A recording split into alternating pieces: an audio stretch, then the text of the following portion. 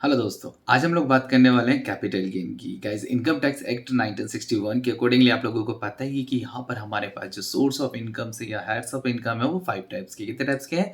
5 types के। Number 1, income from salary.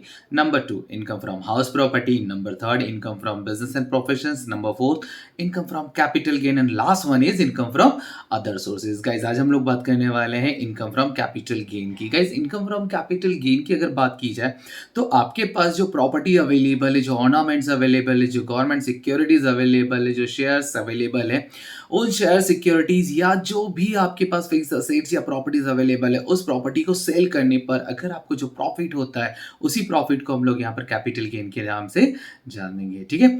So guys, basically जो भी प्रॉपर्टी आप लोग सेल कर रहे हो, उस प्रॉपर्टी को सेल करने पे या तो प्रॉफिट होगा या फिर लॉस होगा। तो प्रॉफिट अगर होता है तो वो प्रॉफिट आप लोगों का कहलाएगा कैपिटल गेन, और अगर लॉस होता तो कैपिटल लॉस कहलाएगा। गाइस, यहां पर कैपिटल गेन जो होता है वो 2 टाइप्स का होता है। कितने टाइप्स का होता है? 2 टाइप्स का। Number 1, short term capital gain and another one is long term capital gain. Guys, short term and long term capital gains अगर आइडेंटिफाई अगर आप लोगों को करना है तो आपके पास जो प्रॉपर्टी ऑर्नामेंट्स है, जो शेयर्स एंड सिक्योरिटीज वगैरह अवेलेबल है, सबसे पहले आइडेंटिफाई आपको ये करना पड़ेगा कि शॉर्ट टर्म में इसको कैसे कन्वर्ट करेंगे और लॉन्ग टर्म में कैसे करें। ठीक है। तो शॉर्ट टर्म और लॉन्ग टर्म में कन्वर्ट करने के लिए, कैलकुलेट करने के लिए आप लोगों को इसका जो टाइमिंग पीरियड है वो ध्यान में रखना पड़ेगा। ओके।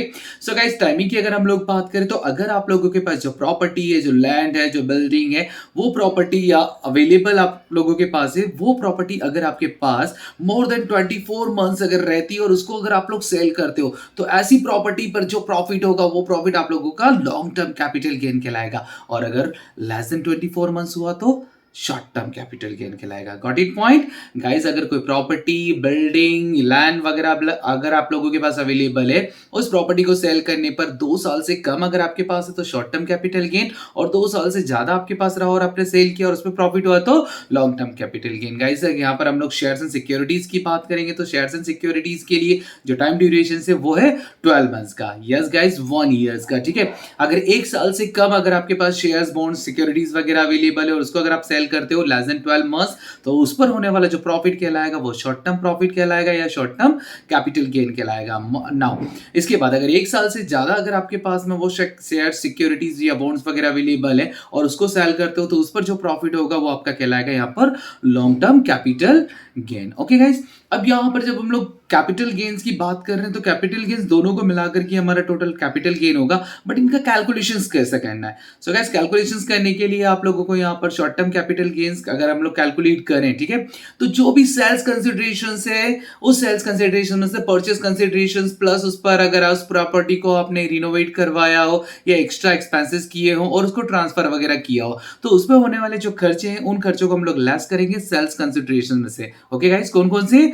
जो उसका सेलिंग प्राइस है, जितने में आप उस पर्टिकुलर प्रॉपर्टी को सेल कर रहे हैं, उस प्रॉपर्टी को सेल में से, उसके सेलिंग प्राइस में से आपको उसका परचेस कंसिडरेशन माइनस करना है। दूसरा, अगर आपने इंप्रूवमेंट वगैरह किया है तो उसको माइनस करना है। और तीसरा, उसका ट्रांसफर के एक्सपेंसेस। इन तीनों को लेस करेंगे सेल्स में से, तो उसके बाद जो एक्सेस अमाउंट आएगी वो आपका यहाँ पर कैपिटल गेन कहलाएगा। बट कौन सा? Short term capital gain. Guys, long term capital gain की अगर हम लोग बात करें तो यहाँ पर लॉन्ग टर्म से सिंपल से जो मीनिंग रहेगा वो ये है कि लॉन्ग टर्म कैपिटल गेन्स के लिए हमारे पास जो प्रॉपर्टी है सबसे पहले आइडेंटिफाई हमें करना पड़ेगा कि वो प्रॉपर्टी हमारे पास कितने समय से है। ओके, तो यहां पर वो प्रॉपर्टी हमारे पास 5 साल, 10 साल, 15 साल या 20 साल या उससे ज्यादा भी हो सकती है। तो ऐसी सिचुएशंस में जो पर्टिकुलर प्रॉपर्टी हमारे पास 10 साल पहले हमने जितने में खरीदी थी उसका जो परचेस प्राइस था और आज का सेलिंग प्राइस, गाइस महंगाई डे बाय डे इतनी बढ़ती जा रही तो उसी के चलते 10 साल पहले वाले प्राइस में और आज के प्राइस में बहुत ज्यादा वेरिएशन हो जाएगा। तो अकॉर्डिंग टू सेल्स में से परचेस प्राइस अगर हम लोग माइनस करेंगे तो यहाँ तो बहुत ज्यादा प्रॉफिट हो जाएगा।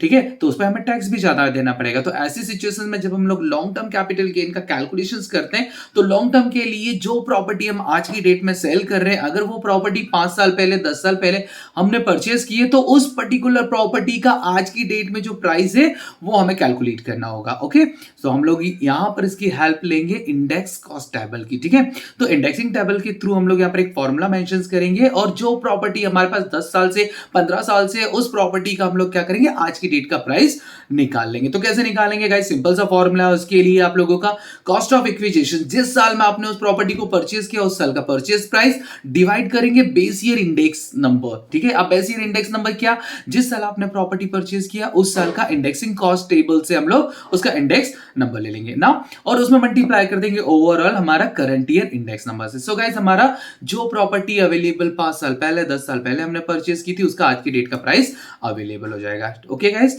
सो यहां पर सब जब हम लोग कैलकुलेशंस करेंगे तो कैलकुलेशन में सेल्स कंसीडरेशन में से माइनस करेंगे 3 पॉइंट। कौन कौन सा, सबसे पहला कॉस्ट ऑफ एक्विजिशन, जो प्रॉपर्टी हमने 10 साल पहले खरीदी थी आज की डेट का price with the help of indexing table. Now दूसरा, उस पे अगर आप लोगों ने कुछ रिनोवेशंस करवाया है, कुछ और उसको बढ़ाया है, ठीक है, तो उस पर लगने वाला जो एडिशनल एक्सपेंसेस है उसकी कॉस्ट हम लोग निकाल लेंगे। और तीसरा जो रहेगा उसका ट्रांसफर एक्सपेंसेस, इन तीनों को हम लोग माइनस करेंगे। तो उसके बाद जो प्रॉफिट या लॉस आएगा वो कहलाएगा हमारा यहाँ पर लॉन्ग टर्म गेन्स या लॉस। ओके गाइस, दोनों कैपिटल गेन्स को हम लोग यहाँ पर ऐड कर लेंगे तो टोटल कैपिटल गेन कहलाएगा। टोटल कैपिटल गेन में से हम लोगों को रिबेट जो मिलती है वो मिलेगी रिबेट अंडर सेक्शन 54 के अकॉर्डिंगली। ओके गाइस, यहाँ पर 54 के अकॉर्डिंगली अगर हम लोग देखें तो 54 के भी 3 पार्ट किए गए हैं। सबसे पहला 54A, then 54B and 54E के accordingly. Okay, so guys 54A में अगर आपने आपकी रेजिडेंशियल प्रॉपर्टी को सेल किया हुआ है, एक फ्लैट को सेल किया, एक मकान को सेल किया, एक बंगलो को सेल किया, और सेम क्राइटेरिया में अगर आप लोग नया बंगला या नया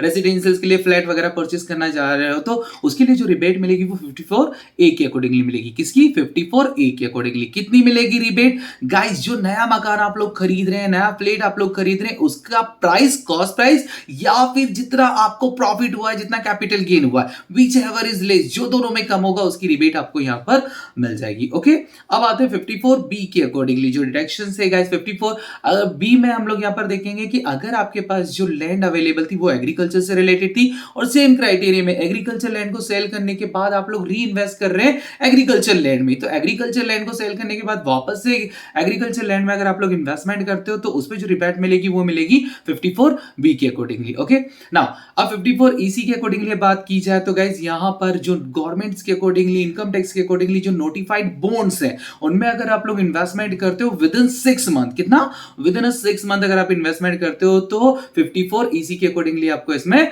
रिबेट मिल जाएगी। ओके गाइस, सो बेसिकली यहां पर जो टोटल कैपिटल गेन में से इन तीनों डिडक्शंस को हम लोग माइनस करेंगे तो नेट कैपिटल गेन हम लोगों के पास अवेलेबल हो जाएगा। गाइस अब यहां पर नेट कैपिटल गेन या लॉस कैलकुलेट करने के बाद बेसिकली बात यह आती है कि जब हम लोग कैपिटल गेन तो निकाल लेते हैं, टोटल प्रॉफिट तो निकाल लेते हैं, ठीक है, अब वो कैपिटल गेन पर हमें यहाँ पर टैक्स कितना पे करना है, तो गाइस टैक्स पे करने के लिए यहाँ पर आप लोगों के पास कैपिटल गेन पर, लॉन्ग टर्म कैपिटल गेन पर 20% टैक्स रहेगा और शॉर्ट टर्म पर रहेगा 15%। याद रहे फिर से, शॉर्ट टर्म कैपिटल गेन पर 15% टैक्स पे करना है और लॉन्ग टर्म पर आपको पे करना है 20% से। गाइस दोनों का ऐड करने के बाद जितना भी आपका टोटल टैक्स लायबिलिटीज आएगा उस टैक्स लायबिलिटीज पर आपको यहाँ पर 4% health and education cess include करना है। ओके गाइस, फिर से बता दो, जो टैक्स लायबिलिटीज आप लोग कैपिटल गेन के अकॉर्डिंगली निकालेंगे वो निकालना है आपको 20% लॉन्ग टर्म कैपिटल गेन पर और 15% शॉर्ट टर्म कैपिटल गेन। दोनों की टैक्स लायबिलिटी जितना भी टैक्स का अमाउंट आ रहा है दोनों को ऐड करके उस पर 4% हेल्थ एंड एजुकेशन सेस हम लोग उस पर कैलकुलेट करेंगे। ओके गाइस, इस टाइप से हम लोग यहाँ पर हमारी जो प्रॉपर्टी है, हमारी जो ऑर्नामेंट्स है, हमारी जो ज्वेलरीज है,